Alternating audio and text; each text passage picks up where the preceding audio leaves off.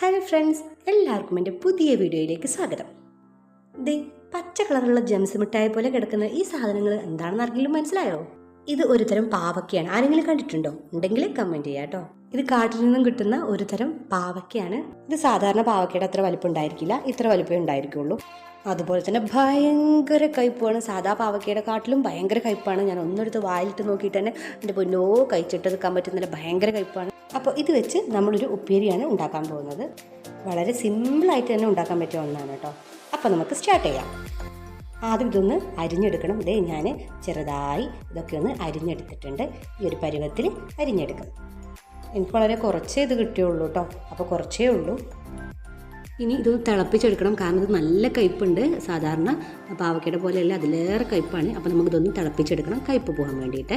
അപ്പോൾ ഞാനിതൊരു പാത്രത്തിലേക്ക് ഇട്ടു. കുറച്ച് ഉപ്പും കൂടെ ചേർത്തിട്ട് ഞാനിതൊന്ന് തിളപ്പിച്ചെടുക്കാൻ പോവാണ്. അപ്പോൾ അതവിടെ കിടന്നങ്ങനെ തിളക്കട്ടെ. തിളക്കാൻ കുറച്ച് സമയം പിടിക്കും. നമുക്ക് തിളക്കുന്നത് വരെ ഒരു പാട്ടൊക്കെ പാടി അങ്ങനെ ഇരിക്കാം. ഒരു പാട്ട് പാടിയാലോ?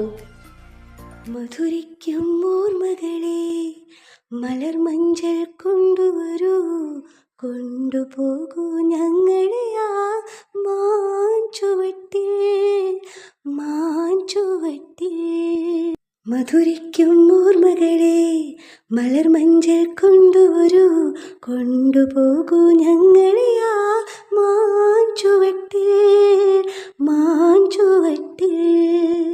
ദേ അങ്ങനെ നമ്മുടെ പാവയ്ക്ക മധുരമുള്ള പാട്ടൊക്കെ കേട്ട് നന്നായി തിളച്ചു തുടങ്ങിയിട്ടുണ്ട്. ഏതായാലും തിളച്ച് അത് വേവായിട്ടുണ്ട്. ഇനി ഒരു ചട്ടിയിൽ എണ്ണ ഒഴിച്ച് ചൂടാക്കുക. അങ്ങനെ എണ്ണ അവിടെ കിടന്ന് ചൂടാവട്ടെ. എണ്ണ ചൂടായതിനു ശേഷം അതിലേക്ക് കുറച്ച് കടുകിട്ട് കൊടുക്കുക. കടുക് അങ്ങനെ കിടന്നിട്ട് കിട്ടുക്ക് എന്ന് പറഞ്ഞ് പൊട്ടട്ടെ. അങ്ങനെ അത് പൊട്ടി വരുമ്പോഴത്തേനും അതിലേക്ക് കുറച്ച് സവാള അരിഞ്ഞത് ഇട്ട് കൊടുക്കണം. അങ്ങനെ സവാള ഇട്ട് കൊടുത്തു. നന്നായി അതൊന്ന് വഴറ്റിയെടുക്കുക. ഇനി വഴറ്റിക്കൊണ്ടിരിക്കുമ്പോൾ പാടി ചിലപ്പോൾ കണ്ണിലും മൂക്കിലൊക്കെ എണ്ണ തെറിക്കും, അതുകൊണ്ട് ഞാൻ പാടുന്നില്ല. ഇനി ഇതിലേക്ക് കുറച്ച് കറിവേപ്പില ഇട്ട് കൊടുക്കണം കേട്ടോ. അങ്ങനെ കുറച്ച് കറിവേപ്പില അതിലേക്ക് ഇട്ട് കൊടുത്തു. ഇനി അതൊന്ന് വഴറ്റുക. പിന്നെ ഉള്ളി വഴറ്റുമ്പോൾ അതിലേക്ക് കുറച്ച് ഉപ്പ് കൂടെ ഇട്ട് കൊടുക്കണം കേട്ടോ. നമ്മൾ പാവയ്ക്കയിൽ നേരത്തെ ഉപ്പിട്ടിട്ടുണ്ടായിരുന്നു.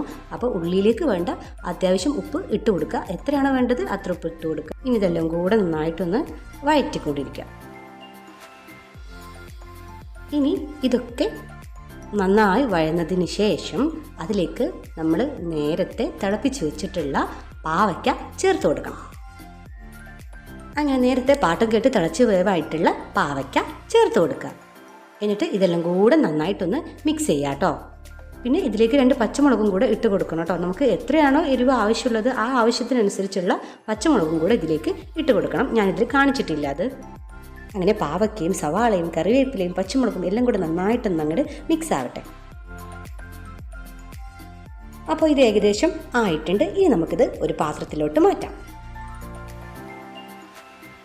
ഇത് ഞാനിപ്പോൾ ഒരു പാത്രത്തിലേക്ക് മാറ്റിയിട്ടുണ്ട്. ചോറിൻ്റെ കൂടെയൊക്കെ കൂട്ടി കഴിക്കാൻ നല്ല രസമാണ്.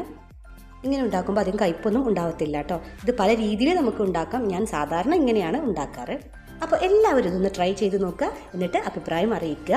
നമുക്കിനി അടുത്ത വീഡിയോയിൽ വീണ്ടും കാണാം. ബൈ.